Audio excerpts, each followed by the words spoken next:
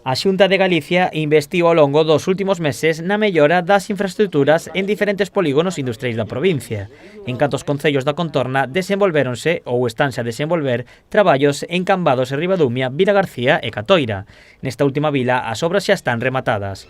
O proxecto mellorou 1 quilómetro de senda e tivo un investimento de 119.000 euros. E, como digo, pois, a mellora da accesibilidade ao polígono industrial, neste caso o polígono de Catoira, que estamos a falar dunha inversión de 119.000 euros, dos cuales son subvencionables 106 e a subvención é do 80%, polo tanto de 85.000 euros. Estamos a falar pois, dunha senda que, me comentaba o alcalde, que ten alrededor de un quilómetro e, polo tanto, unha inversión importante que chega hasta a carretera e que un núcleo de casas tamén que se van a aproveitar tamén desta senda, que van a ser moito máis accesible. Con esta mellora, búscase dinamizar a actividade no polígono industrial de Catoira. Sobre todo a ver se conseguimos pois, animar e dinamizar un pouco a actividade no parque empresarial.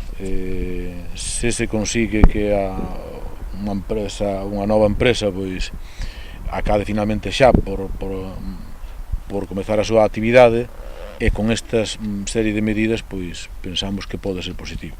Tanto o Concello como a Xunta advirten que o alto prezo do metro cadrado no polígono non axuda a que se instalen máis empresas.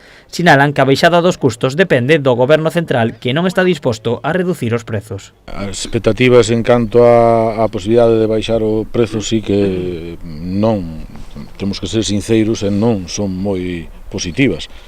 O cal non quita que teñamos que seguir presionando e conseguindo, é dicir, e intentando, pero en principio non son moi positivas.